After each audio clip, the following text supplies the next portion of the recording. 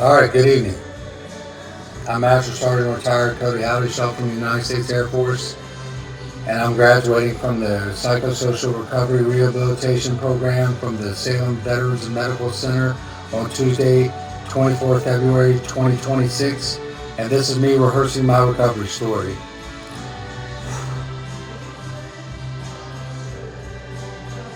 I'm already emotional, and that's okay, because this is my story of how I survived hell on earth without fire, and I'm a miracle, and I'm here today to share my story. So here I go.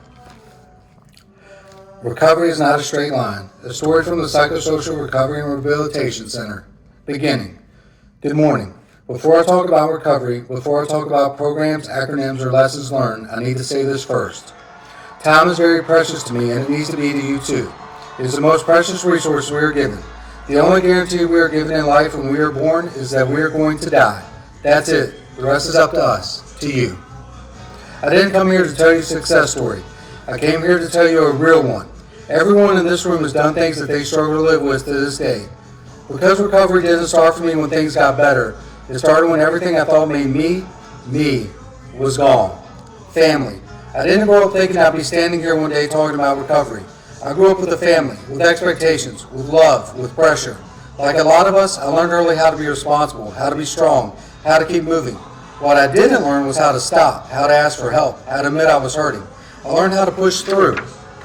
And that skill, the one that looks like strength, can quietly turn into survival mode. The Air Force. The Air Force gave me purpose, structure, identity. It also gave me something else we don't talk about enough. A belief that if you're disciplined enough, tough enough, and committed enough, you can handle anything. And for a while I could. But trauma doesn't always show up as one big explosion. Sometimes it shows up as years of pressure, stacked one on top of another with no release valve. Trauma generalized. My trauma wasn't one headline moment. It was cumulative.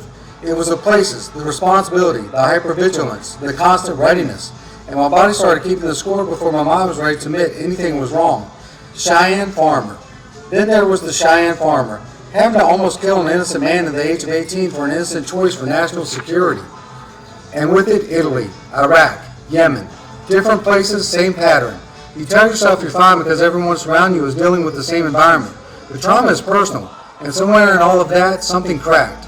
Stomach surgery, stress. I didn't go into surgery thinking, this is stress. I went in thinking something was physically wrong. But what I didn't understand then, and what I understand now, is that trauma doesn't ask permission before it moves into your body. Stress doesn't always show up as anxiety. Sometimes it shows up as pain, as illness, as breakdown, and I kept going, because that's what I knew how to do. Italy, Iraq, Yemen. Italy had beauty and history and distance from home. Iraq had intensity. Yemen had weight. And none of these places were bad by themselves. What broke me wasn't where I was. It was what I was carrying. And there was one thing I carried that mattered more than anything else. Hannah Marie, my daughter, Hannah Marie. This is where my voice usually changes, because when your why becomes clearer, your fear gets sharper too. I wasn't just responsible for myself anymore. I was responsible for who I showed up as for her. And the hardest thing to admit is this: I loved her deeply, and I was still breaking. That's why I cry here, because love doesn't protect you from trauma. Sometimes it raises the stakes. Crisis. The crisis didn't look dramatic at first. It looked like withdrawal, like anger, like weight gain, like hating people. It looked like me disappearing while still being alive. Spokane.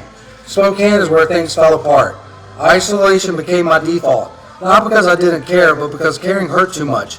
I didn't trust people, I didn't trust systems, and I definitely didn't trust myself. Isolation. Isolation is dangerous because it feels safe. No expectations, no disappointment, no risk. But isolation isn't peace, it's slow erosion. Amnesia. Then came the part I didn't even know was possible. I lost my memory. Not bits and pieces, everything, even how to communicate. I didn't know who I was, what I'd done, what mattered. And here's the part people don't talk about. I was ashamed. Ashamed to admit I didn't know my own story. Ashamed until I walked into AA. Because for the first time I heard people say, you're not broken, you're human. Hate people. The weight gain wasn't just physical, it was emotional armor. And I hated people. Not because they were bad, because they reminded me of what I couldn't be anymore. VA, or the lack of it. The system didn't always show up the way I needed it to. And I'm not saying that to blame. I'm saying it because recovery isn't clean. Sometimes help comes late. Sometimes it comes imperfect. Sometimes you have to survive long enough to find the right door. Recovery begins. Virginia is where recovery started, thanks to my mom. Not because everything was suddenly okay, but because I started pretending I could do it alone. PRRC, the Psychosocial Recovery and Rehabilitation Center, didn't give me my old life back. It gave me tools, language, structure, safety. It helped me rebuild function before identity, and that matters. Groups, acceptance, commitment therapy. Setting with emotions build confidence, fighting build character, taming your gremlin. Jason Voorhees got named, then he got tamed. Mindfulness, the crazy became quiet. Spirituality, the religious figures became human and I had a spiritual awakening. Veterans, the strangers became brothers and sisters for life. Clark Bartram System, CBX. CBX is a health and fitness system led by fitness legend Clark Bartram that specializes in 5 principles: mindset, meals, movement, community, and integrity. It is made up of maximized men over 40, many suffering from injuries and ailments, striving to be the best versions of themselves. CBX helped me learn something simple and profound. Thoughts are not facts, emotions are not orders. You can feel broken and still move forward. Alcoholics Anonymous, AA. AA didn't give me answers, it gave me honesty. I read the steps not as rules but as invitations. Invitations to look at myself without hate. Lessons learned. Here's what I learned. Recovery isn't linear, strength isn't silence, memory isn't identity, asking for help is not failure, and healing doesn't mean going back, it means moving forward differently. How I'm doing now. Today I'm not perfect, but I'm striving for it. But I'm present. I have routines, support, accountability, and I have something I didn't have before. Grace for myself. Music, the soundtrack of my survival.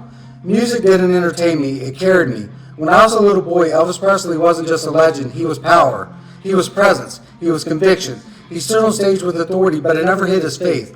Gospel music ran through his veins. Strength and vulnerability in the same body. Elvis showed me that you can be bold and still believe in God. You can be powerful and still kneel. You can be a warrior and still worship. As a veteran, that mattered to me. Then came the years when I was broken, when my memory was gone, when shame was loud, when isolation swallowed me whole, when I lay in bed shaking and didn't know who I was anymore. That's when Shinedown found me. Brent Smith's voice didn't just sound good, it sounded like someone who understood pain. Songs like Second Chance, 45, and Monsters felt like they were written inside my own head. They put words to feelings I couldn't explain. Shinedown didn't glorify the darkness, they fought it. They reminded me that survival is strength, that scars are proof, that you can scream your truth and still come out alive. Music became therapy when I didn't know how to talk. It became prayer when I didn't know how to pray.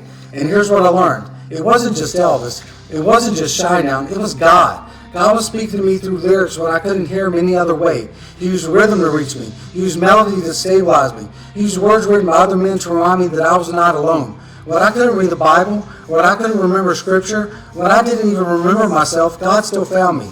Through a song on the radio, through headphones in the dark, through a chorus that hit exactly the right time. Music shaped me, it saved me, but God authored it all. And now when I stand here today, healed, rebuilding, remembering, I know the soundtrack wasn't random, it was divine. The processor, from broken to builder. There was a time I couldn't process anything. Not trauma, not loss, not shame, not even my own memories. My brain shut down. Doctors told me it wasn't functioning properly. I forgot conversations. I forgot timelines. I forgot pieces of my own life. And for a man who wore the uniform, for a master sergeant who led airmen, for a father, that kind of loss doesn't just hurt, it humiliates you.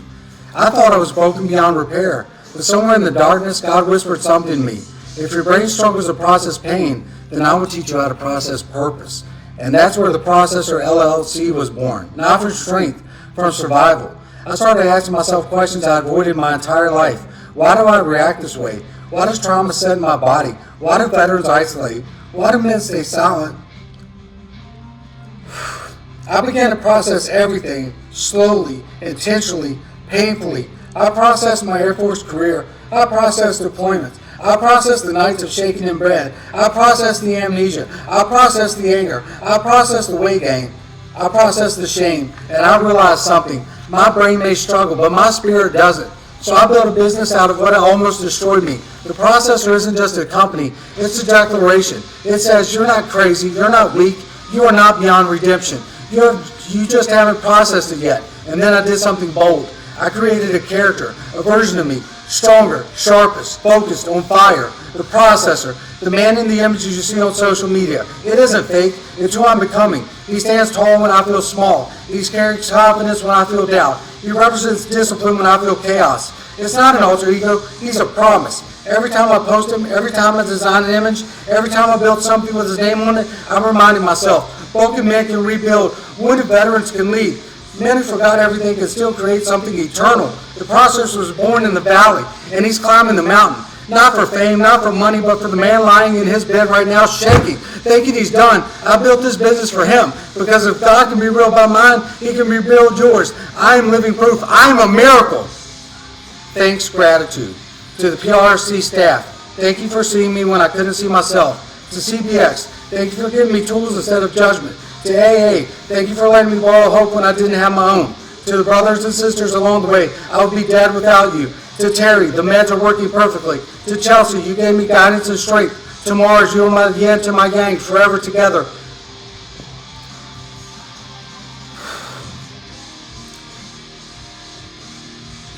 To Hannah Marie, you are my why. You give me reason.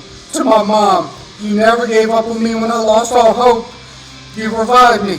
To God and Jesus, you saved me and you redeemed me. You redeemed my soul. The gift of recovery isn't comfort, it's clarity. I wouldn't choose amnesia, but I wouldn't trade it. I wouldn't trade what it taught me. Veterans, I know my purpose from God. It didn't come to me through some glorious sign or booming voice from the sky. It came through my friends, my family, the staff who walked beside me, and through you.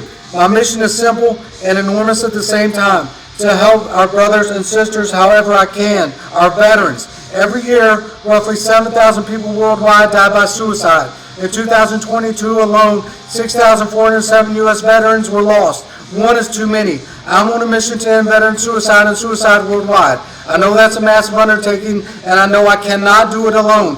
That's why today I'm asking, because I'm an asshole, for you to join me. One decision at a time, one conversation at a time, one life at a time. We can do this, and the truth is we already are.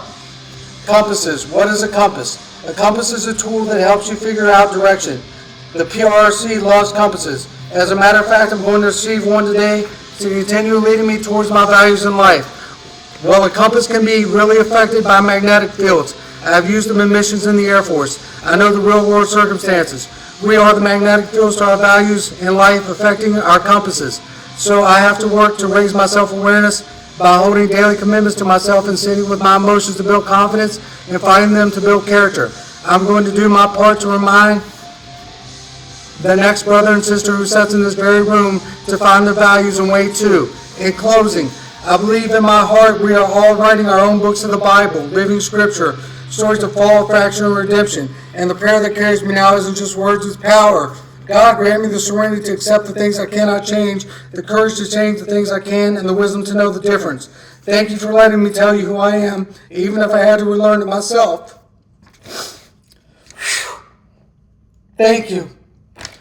I will close and leave you with this. Jesus said in the Sermon on the Mount, he closed with this: every man is to be powerful and perfect, and strive to be perfect and to help others. That is your hour and my purpose. You just have to decide how you're going to do it each and every day, and each moment if possible. It will cure your ailments. It has cured mine.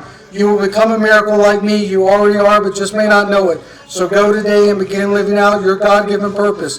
Thank you and Godspeed. With that, I will close. Thank you so much for listening to this. I love you and I believe in you.